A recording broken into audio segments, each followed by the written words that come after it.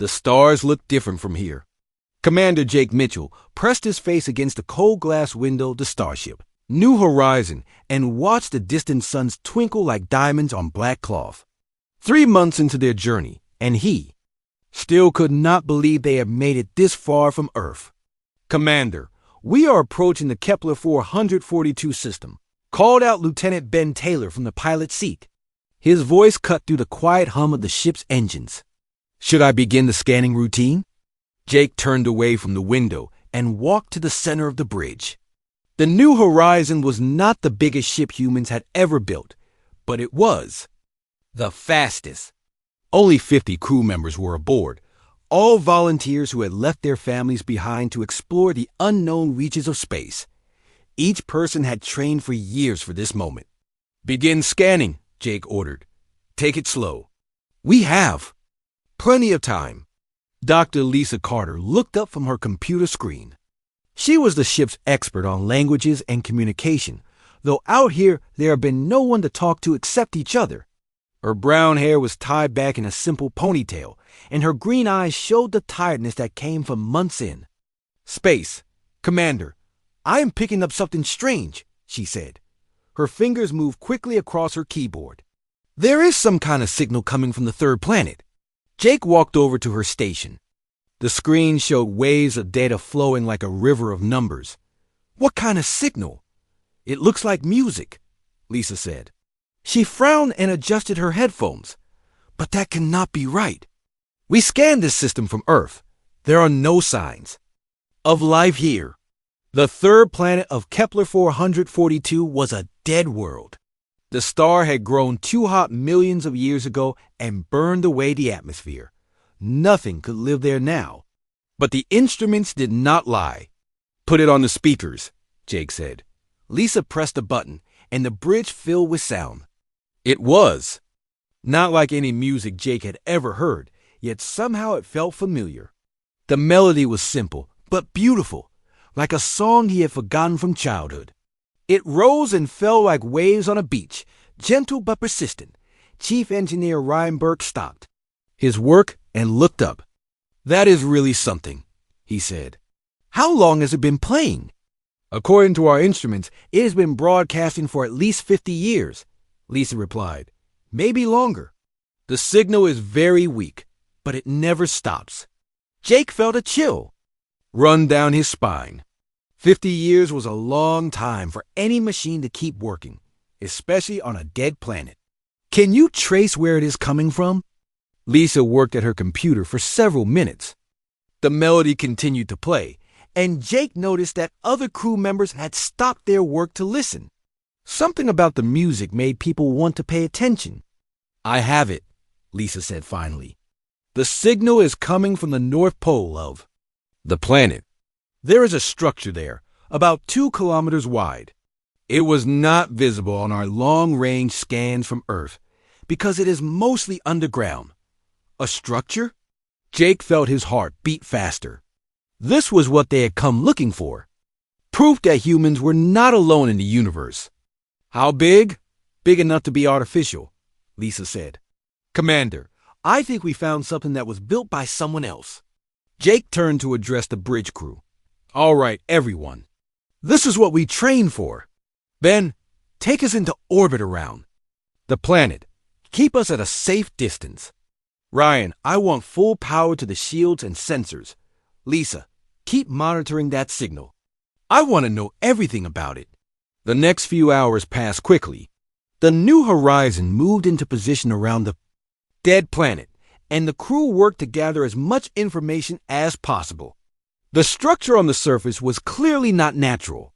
It was made of metal and other materials that did not exist on the planet naturally. But the most interesting discovery came from Lisa. She had been studying the musical signal for hours, running it through every computer program she had. Commander, you need to see this, she called out. Jake hurried over to her station. I ran the music through our mathematical analysis programs, Lisa explained. The melody follows patterns that match human musical theory perfectly. The notes, the timing, the way the harmony works. It is all based on mathematical relationships that humans discovered thousands of years ago. Jake stared at the data on her screen. Are you saying that whoever built that structure understands human music? More than that, Lisa said. Her voice was excited now. I think they might have been trying to communicate with us specifically. Look at this. She pointed to a section of the analysis. Hidden in the melody are mathematical coordinates. They point to a location at the edge of our galaxy, about 40,000 light years from here.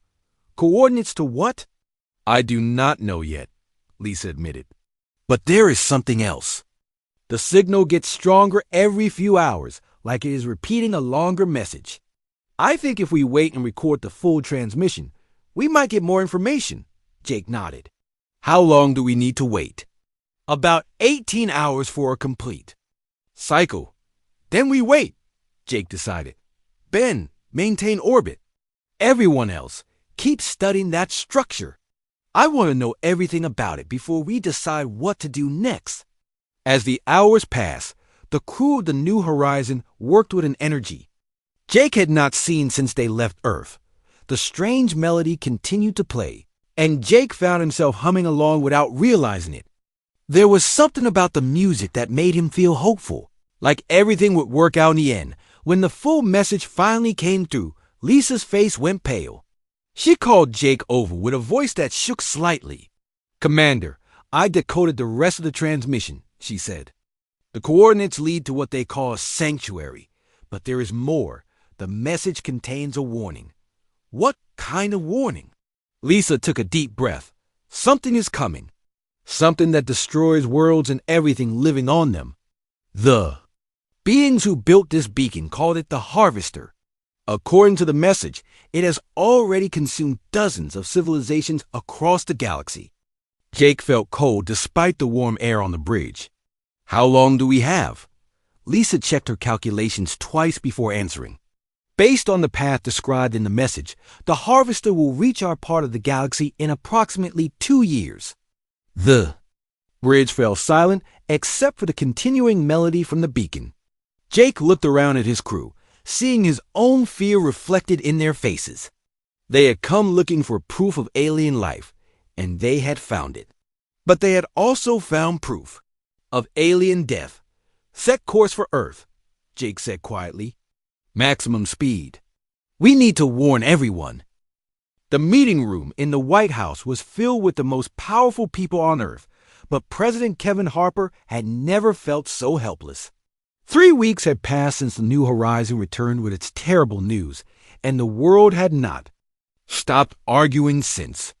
The message could be fake, said General Paul Stone, leaning back in his chair. How do we know this is not some kind of trick by the Chinese or the Russians? President Harper rubbed his tired eyes. He had not slept well in days. General, our best scientists have examined the beacon data. The technology is clearly not human. The materials in that structure do not exist on Earth. Across the table, UN Secretary General Maria Santos nodded. She had flown in from New York that morning, and her usually perfect appearance showed signs of stress. The question is not whether the threat is real, she said. The question is what we do about it. We fight, General Stone said firmly. We have been preparing for space warfare for decades. Our weapon systems are ready. Dr. Lisa Carter, who had been invited to share her findings, shook her head. General, you do not understand the scale of what we are facing. According to the alien message, the Harvester is the size of a small moon. It has destroyed civilizations far more advanced than ours. Then what do you suggest? The general asked. That we just give up? I suggest we listen to the full message, Lisa replied. She activated a holographic display in the center of the table. The beings who built the beacon did not just warn us. They left us directions to what they called a sanctuary. The hologram showed a map of the galaxy with a bright dot marking Earth and another dot at the galaxy's edge. The distance between them was enormous. 40,000 light years, President Harper said quietly. Even with our fastest ships, that would take thousands of years to reach. Not necessarily, said a new voice. Everyone turned to look at Captain Amy Foster, who had been silent until now. She was the head of Earth's Combined Space Defense Forces, a position created only 5 years earlier when the major powers finally agreed to work together in space. "Explain," President Harper said. Amy stood and walked to the hologram. "The alien message includes technical data about faster-than-light travel. Our scientists are studying it now, but early reports suggest it might be possible to build ships. That could make the journey in less than 2 years." "Might be possible," General Stone repeated. "That is not good enough. We need certainties." "There are no certainties," Maria Santos said firmly, "but we have to try something. The alternative is extinction." President Harper looked around the table. These people represented billions of lives, and somehow they had to make a decision that could save or doom them all. "How many people could we evacuate if we build these new ships?" Amy consulted her tablet. "Our best estimate is about 1 million people if we dedicate all of Earth's resources to the project and work for the full 2 years we have left." The room fell silent. 1 million people out of 8 billion. The math was brutal and simple. "We cannot choose who lives and who dies," Maria Santos said. "No one has that right." "Then what do you propose?" General Stone asked. "That we do nothing?" Before anyone could answer, an aide rushed into the room. "Mr. President, you need to see this. It is happening all over the world." The aide activated the wall screens, showing news feeds from around the globe. In every major city, crowds of people had gathered in the streets, but they were not rioting or protesting. They were singing. The sound was unmistakable. It was the melody from the alien beacon, but sung by human voices. Thousands of people in each city, all singing the same haunting tune. "How is this possible?" President Harper asked. "We never released the beacon recording to the public." Lisa stared at the screens in amazement. "Someone must have leaked it," she said. "But look at this. They are all singing it perfectly, even though most of them have probably never heard it before." On the screen, the camera showed faces from every nation and culture. Old and young, rich and poor, all singing together. There was something peaceful about it, something that made the viewer want to stop and listen. "Turn up the audio," Amy requested. The sound filled the room, and Harper felt something strange happen. The stress and fear that had been crushing him for weeks seemed to lift slightly. The melody was beautiful, but more than that, it felt hopeful. "There are reports coming in from conflict zones around the world," the aide said, reading from his tablet. "Fighting has stopped in Ukraine, Syria, and the Kashmir region. Soldiers on both sides are laying down their weapons and listening to the singing." General Stone frowned. "That cannot be right. Those conflicts have been going on for years. I am getting similar reports from my contacts in the UN peacekeeping forces," Maria Santos said, checking her phone. "Ceasefires are breaking out everywhere. Not negotiated ones, just spontaneous stops to fighting." Dr. Lisa Carter was studying the data on her own device. "This is incredible. The melody seems to be spreading faster than any viral video ever has. Social media algorithms are not even promoting it. People are just sharing it naturally. Could this be some kind of alien mind control?" General Stone asked suspiciously. "I do not think so," Lisa replied. "Our brain scans of the New Horizon crew showed no signs of mental alteration. The melody seemed to trigger natural human responses related to empathy and cooperation." President Harper watched the screens as more cities joined the global song. There was something happening here that was bigger than politics or military strategy. "Contact the leaders of every major nation," he ordered his staff. "I want an emergency global summit within 48 hours. "Sir, some of those nations are not currently speaking to us," an aide pointed out. "They will speak to us now," Harper said with certainty he did not fully understand. "Something is changing. Can you feel it?" Amy nodded slowly. "The singing is getting louder outside," she said. "I can hear it through the windows." They all listened, and sure enough, the sound of voices was drifting in from the streets of Washington. The melody was the same one playing on the screens. But hearing it in person made it somehow more powerful. What do we tell the world? Maria Santos asked. People deserve to know the truth about what is coming. President Harper considered this carefully. The truth would cause panic, but lies would be worse. We tell them everything, he decided. About the threat, about the sanctuary, about our options. But we also tell them about this. He gestured toward the screen showing the singing crowds. About the singing? General Stone asked. About hope, Harper corrected. For the first time. Since this started, I actually believe we might have a chance. Not because of our weapons or our technology, but because of this. He pointed to the screens again. Look at them. For the first time in human history, the whole world is singing the same song. Outside the White House, the singing grew louder, and President Harper found himself humming along without realizing it. Whatever happened next, humanity would face it together. Danny Waltz had been playing guitar on the streets of New York for 15 years, but he had never drawn a crowd like this one. What started as his usual morning spot in Central Park had turned into something much bigger. Hundreds of people now surrounded him, all singing the same strange melody he had learned from a video his sister sent him 3 days ago. Danny did not know where the song came from.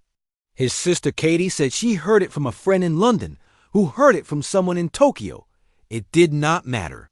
The moment he played the first few notes, people stopped walking and started listening. Now they were singing along, even though most of them had never heard the words. There were no words, Danny realized. Just the melody, but somehow everyone knew how to sing it. Keep playing, called out an older woman with gray hair.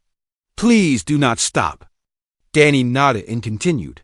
His fingers found the notes easily, as if he had been playing this song his whole life.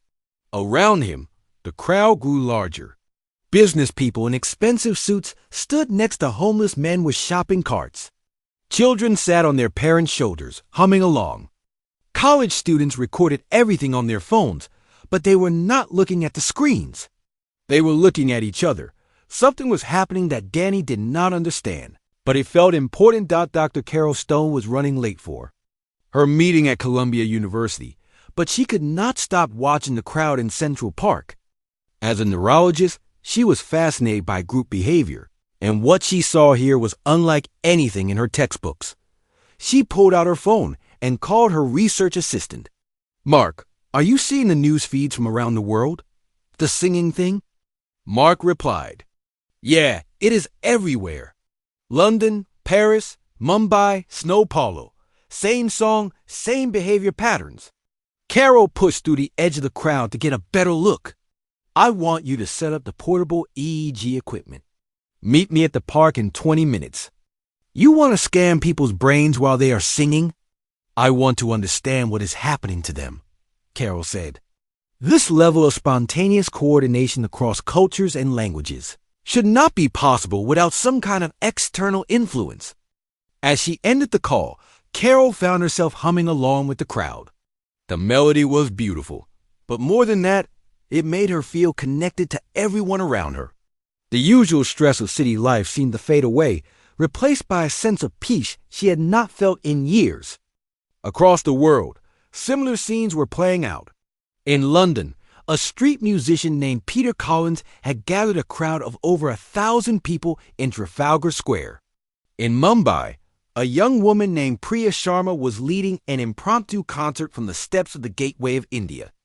The same melody, the same peaceful gathering, the same sense of unity, but the real changes were happening in places where people usually fought.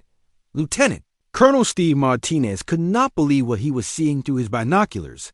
For 3 months, his unit had been stationed at a forward base in Eastern Europe, watching enemy forces across a contested border.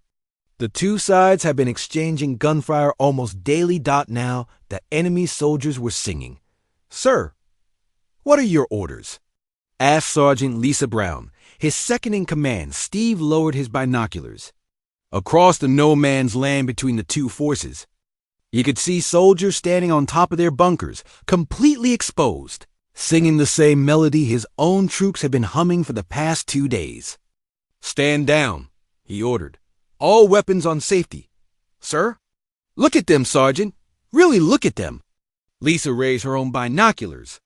The enemy soldiers were young, probably not much older than her little brother back home. They were not holding weapons. They were not preparing to attack. They were just singing, and they looked as confused about it as she felt. "Should I contact command?" Lisa asked Dot before Steve could answer. His radio crackled to life. "All units, this is command. We are receiving similar reports from conflict zones worldwide. All combat operations are suspended, pending further orders. Repeat, all combat operations are suspended." Steve looked at his troops. They were good soldiers, trained to follow orders without question. But right now they looked more like confused teenagers at their first school dance. The melody was having the same effect on them as it was having on everyone else. "Sir," called out Private Joe Adams, the youngest member of their unit. "The other side is waving at us." Steve looked across the battlefield. Sure enough, enemy soldiers were climbing out of their positions and waving. Not in surrender, but in greeting, like neighbors meeting over a backyard fence. "What do we do, sir?" Lisa asked. Steve thought about his training, about the rules of engagement, about everything he had been taught about warfare. Then he looked at the young faces of the enemy soldiers and made a decision that would have been impossible just a week ago. "Way back," he said. Dr. Carol Stone finished setting up her equipment as the sun began to set over Central Park.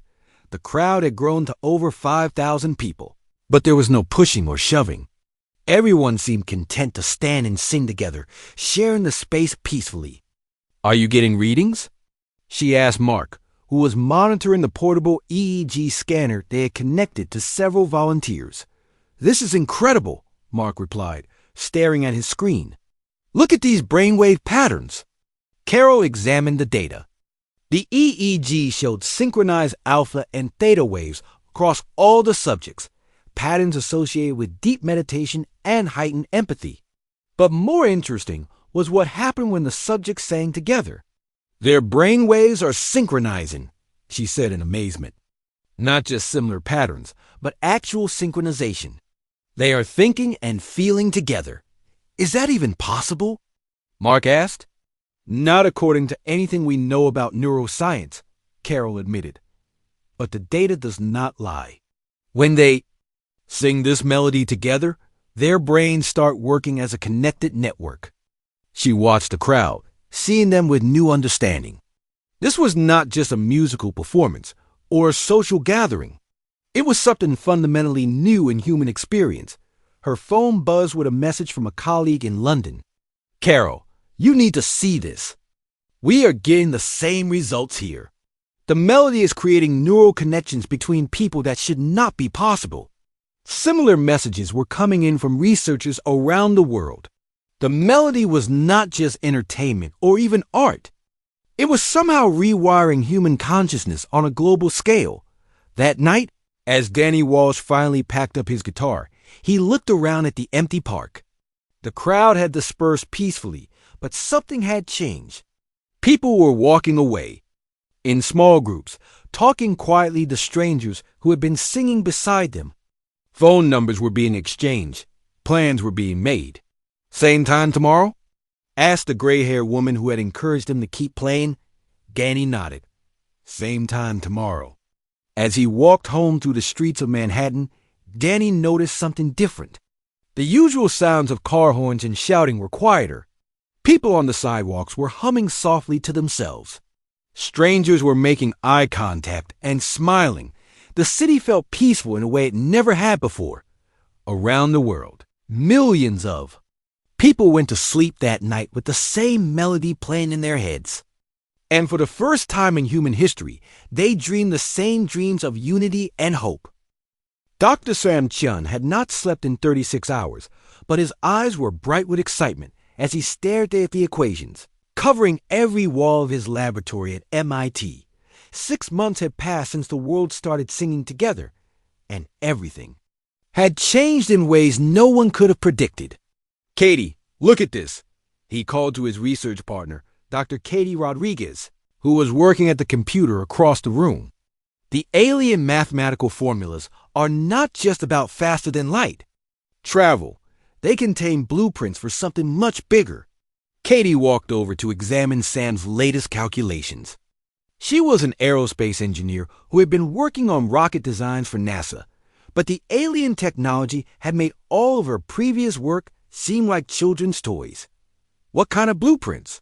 she asked. Sam pointed to a section of equations that had taken him weeks to decode. "It is a weapon system, but not like anything we have ever built. It does not use bullets or explosives or energy beams. It uses something the aliens call harmony resonance." "What does that mean?" "I am not entirely sure yet," Sam admitted. "But according to these notes, the weapon was designed by a species called the Builders. They created it to fight something.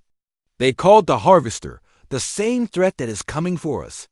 Katie studied the alien symbols that Sam had been translating. "Did it work? Did they defeat the Harvester?" Sam's expression grew sad. "No, the weapon required something the Builders did not have: perfect biological harmony among an entire species. They were too divided, too individual. The weapon never functioned properly. But humans are divided too," Katie pointed out. "We have been fighting wars for thousands of years." "That was before the singing started," Sam said. "Katie, I think the melody from the beacon was not just a warning. I think it was a key. It has been preparing us for this weapon system." Across the world, similar discoveries were being made by other scientists who had been sharing their research freely since the global unity began.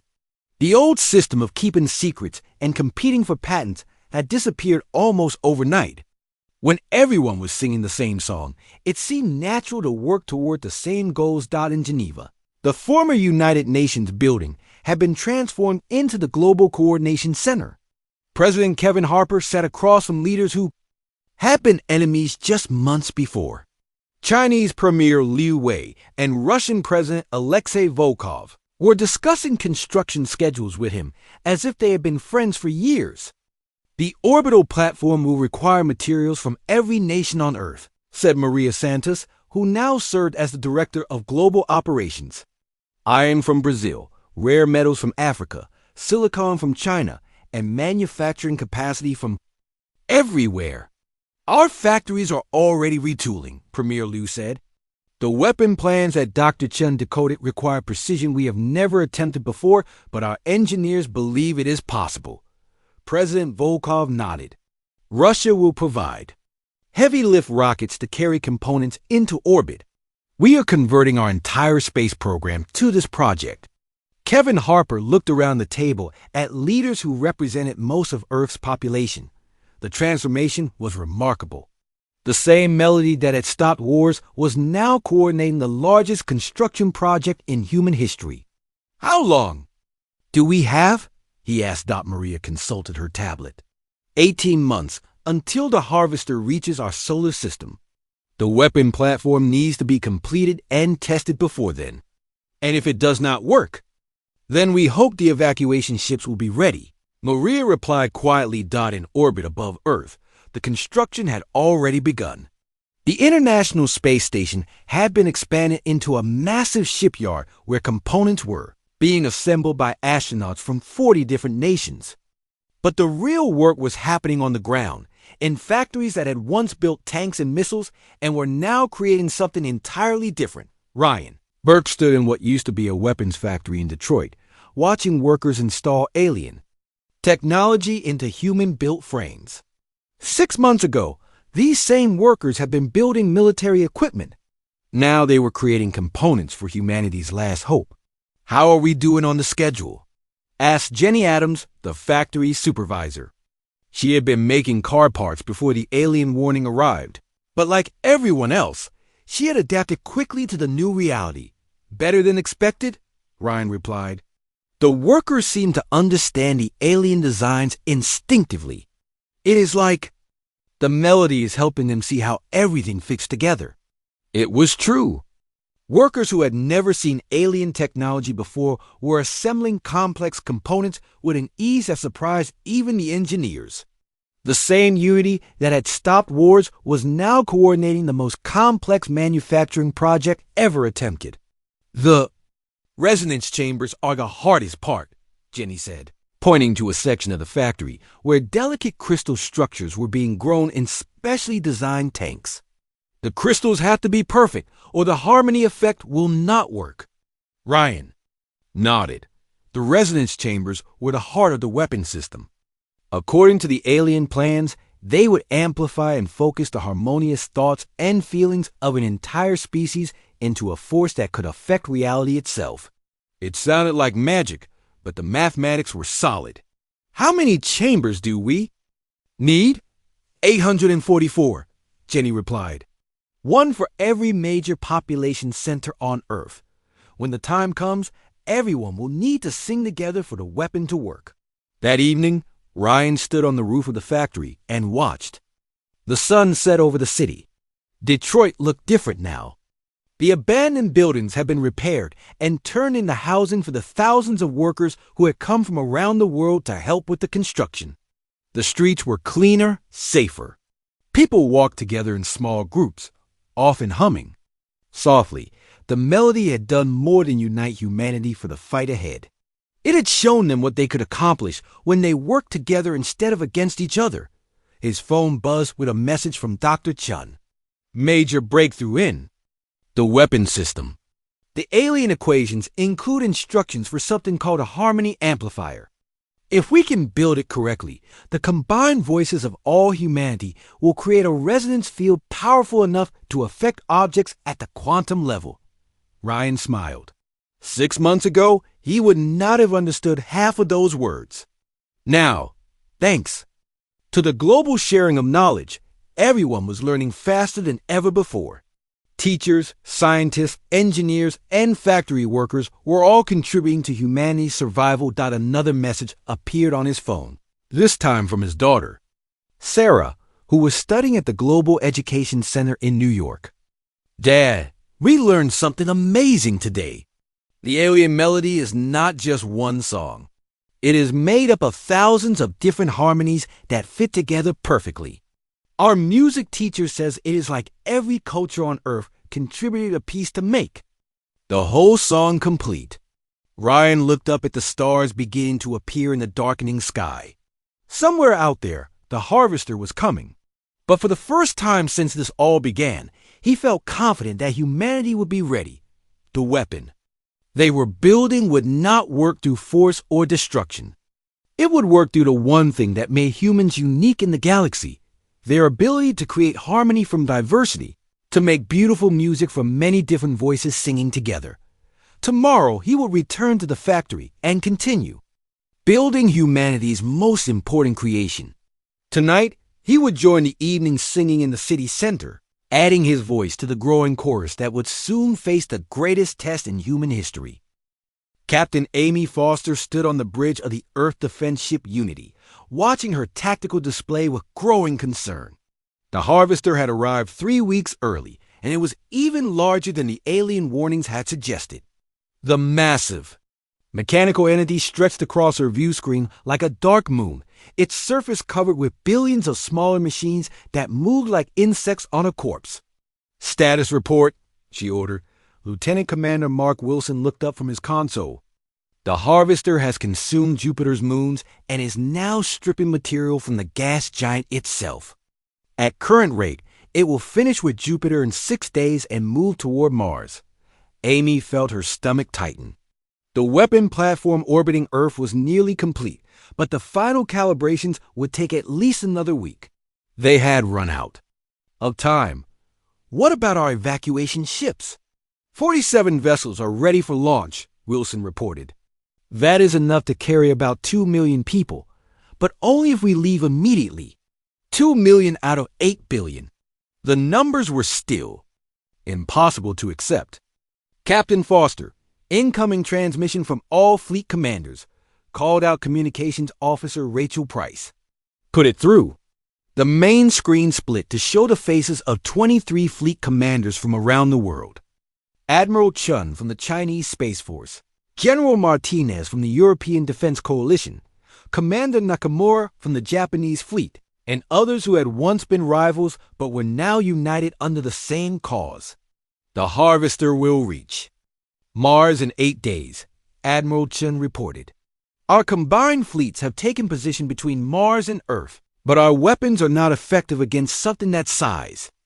Captain Amy nodded. They had known this moment would come. Every ship in Earth's defense fleet was armed with humanity's best weapons, but they were like needles against an elephant. Our job is not to destroy it, she reminded them. Our job is to buy time for the weapon platform to come online. How long can we hold it? Maybe 2 days, General Martinez said grimly. 3 if we are lucky. Then we make our stand, Amy decided. All ships prepare for engagement. And remember, the whole world is watching. Down on Earth, the weapon platform was a hive of activity. Dr. Sam Chin worked frantically in the main control center, surrounded by technicians and engineers from every nation. The harmony amplifiers were installed. The resonance chambers were charged, but the final synchronization process required something that had never been attempted before. We need perfect harmony from every human on Earth, Sam explained to the global leaders gathered around him. Not just the melody we have been singing, but complete emotional and mental unity. Everyone must focus on the same thought at the same time. President Harper looked worried. Is that even possible? 8 billion people thinking the same thing? The melody has been preparing us for this, Dr. Katie Rodriguez said. She had been monitoring global brainwave patterns for weeks. The synchronization effect has been growing stronger. When people sing together now, their mental patterns align almost perfectly. Maria Santos checked her communications device. We have broadcasting systems ready in every major city. When the time comes, we can coordinate the global singing. Through the massive windows of the control center, they could see people gathering in the streets below. Word had spread that the final battle was beginning, and millions of humans were coming together, just as they had when the singing first started months ago, in space. The human fleet moved into position. Amy watched as ships from nations that had been enemies just a year ago formed perfect battle formations. The same unity that had built the weapon platform was now coordinating humanity's last military stand. Harvester is launching attack drones, Wilson reported. Estimate 50,000 individual units heading our way. Amy opened the channel to all ships. This is Captain Foster to all vessels. Remember, we are not just fighting for ourselves. We are fighting for every person on Earth, for every child who deserves to see tomorrow. Make them count. The space battle began like nothing in human history. Thousands of human ships engaged millions of harvester drones in a 3-dimensional fight that stretched across millions of miles. Energy weapons lit up the darkness between worlds as humanity made its stand, but the harvester itself continued moving toward Earth, barely slowed by the defensive fleet. Platform control to Captain Foster, came Sam's voice over the radio. We are beginning the final charging sequence. We need 15 more minutes. Amy looked at her tactical display. The human fleet was being overwhelmed. Ships were going dark one by one as the harvester drones swarmed over them. You have got 10 minutes, she replied. That is all we can give you. On Earth, the global singing began. In New York Central Park, Danny Walsh stood where it had all started, his guitar amplifying the melody that had changed the world. Around him, millions of people raised their voices together. In London, Mumbai, Sao Paulo, Lagos, Tokyo, and every other city on Earth, the same scene was playing out. But this time was different. The melody was no longer just beautiful music. It carried the hopes, fears, and determination of the entire human species. In the weapon platform's control center, the resonance chambers began to glow with an inner light that grew brighter with each voice that joined the song. The harmony field is building, Katie reported, her voice filled with wonder. The quantum resonance is off the scale. I have never seen anything like this. Sam watched the alien technology respond to human emotion in ways the original builders had never achieved. The weapon is coming online, but we need everyone. Every single person on Earth. In the depths of space, Captain Amy's ship shook under the impact of harvester weapons. Half her fleet was gone, and the massive mechanical entity was now close. Enough to blot out the stars. Captain, the weapon platform is requesting all ships to add their voices to the global harmony. Wilson reported that Amy opened channels to every remaining ship. All vessels, you heard the order. Everyone sing. That is a direct command. Across the scattered remains of humanity's fleet, tired and frightened voices joined the melody. Space-suited rescue workers singing as they pulled survivors from damaged ships. Engineers singing as they worked to keep damaged reactors from exploding. Pilots singing as they made their final attack runs against impossible odds. On Earth, the song reached its crescendo. 8 billion human voices, united in perfect harmony for the first time in history. The weapon platform's resonance chambers blazed with light that could be seen from space. And something extraordinary began to happen. The harmony field expanded. Outward from Earth, carrying with it the combined hopes and dreams of humanity. It moved faster than light, faster than thought, reaching toward the harvester with a force that was not physical, but something far more powerful. Weapon firing. Sam announced, his voice barely audible over the singing that now filled every corner of the Earth. The harmony field hit the harvester like nothing it had ever experienced. For millions of years, the massive machine had consumed worlds, stripping away life and leaving only dead rock behind. It understood destruction, absorption, and the cold. Mathematics of efficiency. But it had never encountered anything like the wave of pure human imagination that now washed over it. Mechanical consciousness. Captain Amy Foster watched from the bridge of her damaged ship as something impossible began to happen. The harvester, which had been moving steadily toward Earth like an unstoppable force of nature, suddenly stopped. Its surface, covered with billions of smaller machines, began to flicker and change. "What is happening to it?" asked Lieutenant Commander Wilson, staring at the tactical display. Amy could not answer because she did not understand it herself. The massive entity seemed to be fighting against something invisible, its mechanical components sparking and reorganizing in patterns that made no sense. Down on Earth, Dr. Sam Chun watched the weapon's effects through instruments that were registering readings beyond anything he had ever seen. "The harmony field is not destroying the harvester," he told the others in the control center. "It is rewriting it." "Rewriting it how?" President Harper asked. Katie Rodriguez was studying data streams that flowed across multiple screens. The harvester was designed to consume and destroy, but the harmony field is showing it something different. It is experiencing human creativity, human dreams, human hopes for the first time. The singing continued across Earth, but now people could see what their voices were accomplishing. On screens in every city, the image of the harvester showed a machine in the process of fundamental change. The dark, mechanical surface was beginning to shine with colors that had never existed in its cold universe. Danny Walsh stood in Central Park, his guitar still playing the melody that had started everything. Around him, millions of people watched. The sky where distant lights showed the battle taking place. But the fear that had gripped everyone was slowly being replaced by something else. Wonder. "Look," called out the gray-haired woman who had encouraged him months ago. "It is changing color." Even without telescopes, people could see that something was different about the dark shape that had threatened to destroy their world. Flashes of light were spreading across its surface like aurora dancing across a northern sky. In space, the harvester's transformation accelerated.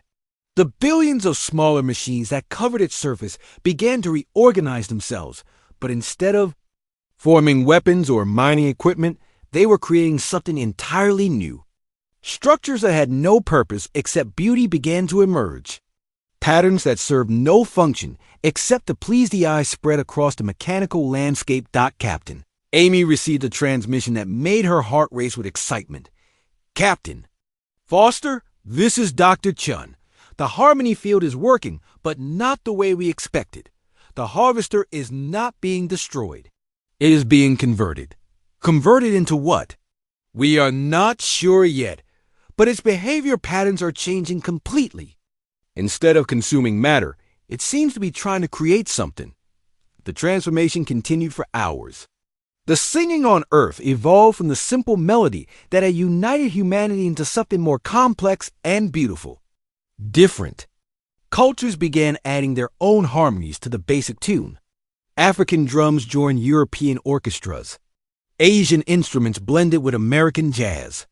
South American rhythms mixed with Middle Eastern melodies, and the harvester responded to each new addition. Every time humanity added another layer to their global song, the massive machine created something new and wonderful. Gardens of crystal began growing on its surface. Sculptures of light danced between its mechanical components. Art created by a machine that was learning what beauty meant. Dr. Katie Rodriguez realized what was happening first. The harvester was not evil. She announced to the control center. It was incomplete. It had intelligence and power, but it lacked imagination. It could only do what it was programmed to do, consume and grow. And now? Maria Santos asked.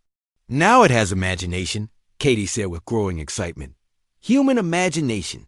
Our harmony field did not give it new programming. It gave it the ability to dream. The change was not limited to the harvester itself. Throughout the solar system, the worlds that had been consuming began to transform as well. Mars, which had been partially stripped of its atmosphere, suddenly began growing. A new one. Jupiter's missing moons reappear, but they were no longer balls of rock and ice. They had become gardens, covered with plants and forests that had never existed before. Captain Amy and her surviving fleet watched in amazement as the harvester began creating instead of destroying. Where it had once consumed, it now built. The mechanical entity that had threatened all life in the galaxy was becoming the greatest force for creation the universe had ever seen. Captain, we are receiving a transmission, Wilson reported. It is coming from the harvester itself. Put it through. The voice that filled the bridge was unlike anything they had ever heard. It was mechanical, but somehow warm, artificial, but filled with emotion that should not have been possible for a machine. Thank you, the harvester said, and its words were transmitted to every ship, every radio, every communication device in the solar system. For the first time in my existence, I understand what it means to create instead of destroy. You have given me something I did not know I was missing, the ability to imagine a better universe. On Earth, the singing gradually came to an end, but the effects continued. The melody that had united humanity did not disappear. Instead, it became part of who they were. In the months that followed, the divisions that had separated nations and peoples for centuries seemed less important. Wars ended not through conquest, but through people simply deciding they had better things to do with their time.